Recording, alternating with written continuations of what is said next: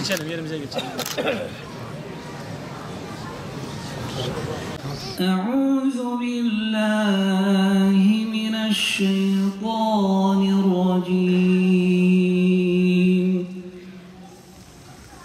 بسم الله الرحمن الرحيم إنا فتحنا لك فتحا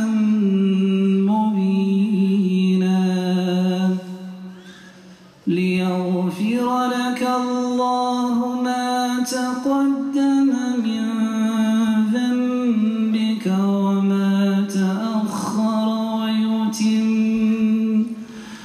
وما تأخر ويتم نعمته عليك ويهديك صراطا مستقيما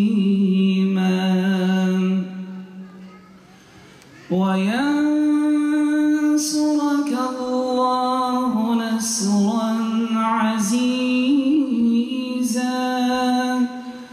هو الذي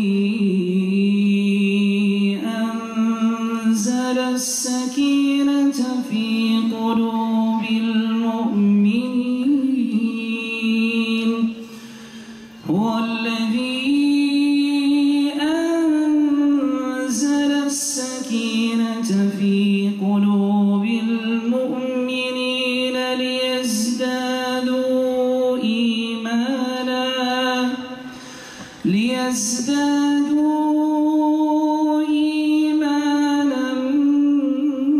مع إيمانهم ولله جنود السماوات والأرض وكان الله عليما حكيما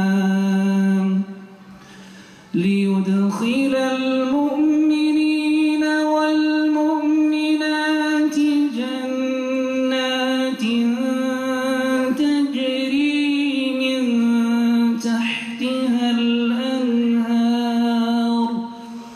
تجري من تحتها الأنهار خالدين فيها ويكفر عنهم سيئاتهم وكان ذلك عند الله فوزا عظيما ويعذب المنافقين والمنافقات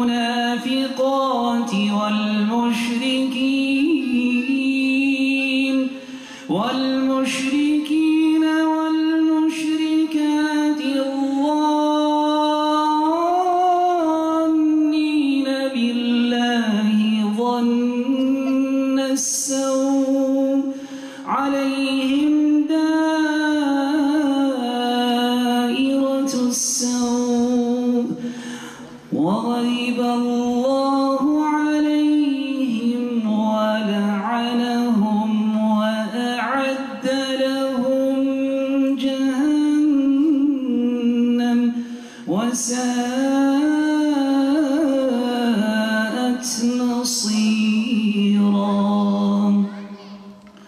ولله جنود السماوات والأرض وكان الله عزيزا حكيما إنا أرسلناك شاهدا ومبشرا ونذيرا لتؤمنوا بالله ورسوله وتعزروه وتوقروه وتسبحوه بكرة وأصيلا صدق الله Bir kısmımız annelerinden, validelerinden lisan-ı Arapça öğrenmiş. Bir kısmımızın ana lisanı Kürtçe. Bir kısmımız Türkçe konuşur. Ama hepimiz buradayız. Aynı salondayız ve diyoruz ki kör dünyanın göbeğine hak yol İslam yazacağız. Biz buradayız. Annelerimizden, evimizde farklı lisanlar öğrendik. Kimimiz Kürtçe selam verir. Kimimiz Türkçe Allah'a emanet ol der. Kimimiz elini açar Arapça merhaba der.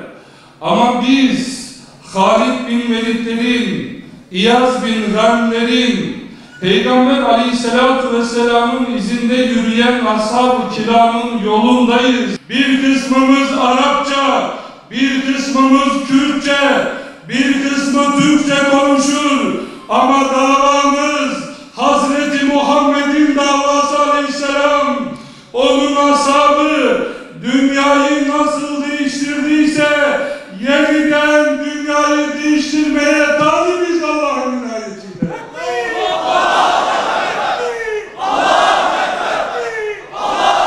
Kardeşlerim, hocam burada Abdullah adı zannediyorum, aşı şerif okuyan kardeşimin adı. O beni tanımaz, ben onu tanımam. Ama burada Fetih Suresini okudu.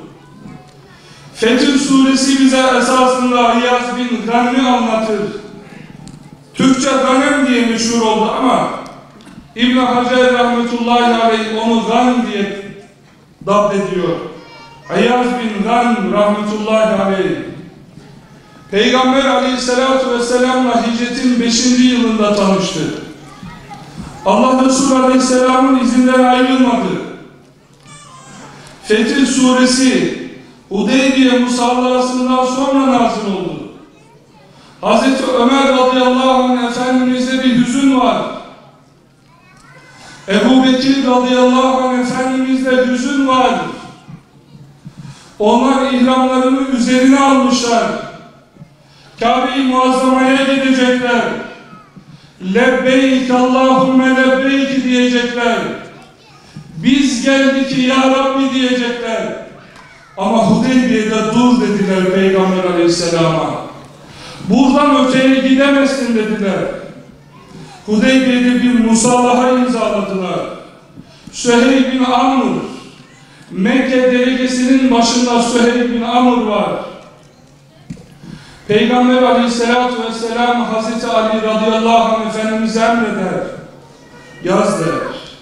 Bu musabaha Allah'ın Peygamberi Muhammed Aleyhisselam'la Mekkeliler arasında akdedilmiştir. Süheyl bin Amr müdahale eder, olmaz der.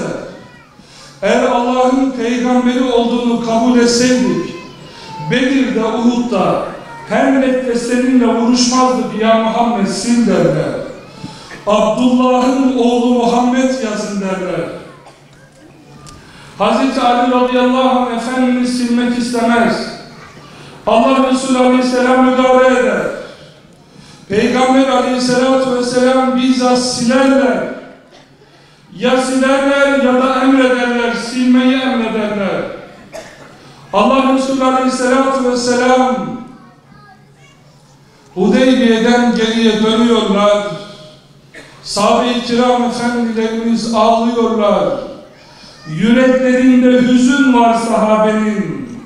Cibril Emin hocamızın okuduğu bu ayetlerle gidiyor. İnna fetahna leke fethan mubina. Fetih Suresi Peygamber Aleyhisselatü Vesselam'a Fetih Suresini getiriyor. Fetih Suresinin içinde Allah'ın ordularından bahsediyor. Biattan bahsediyor. Son sayfasında Muhammedur Resulullah Kur'an'ın sahibi buyuruyor ki ya Muhammed, onlar senin adını anlaşma metninden sildiler. Ama senin Ebu Bekir'in var, senin İyaz'ın var, senin Ömer'in var. Onlar senin adını silseler de İyazlar senin adını Diyarbakır'a taşıyacaklar, Urfa'ya taşıyacaklar, Halep'te, Şam'da Muhammedur Resulullah diyecekler. Fetih Suresi bize diyor ki, eğer sizler İyaz gibi olursanız, Ömer gibi, Ebu Bekir gibi olursanız, Birleşmiş Milletler'de Hazreti Muhammed Aleyhisselam'ın adını silseler de hicretin 20. yılında nasıl Diyarbakır'da İyazlar onun adını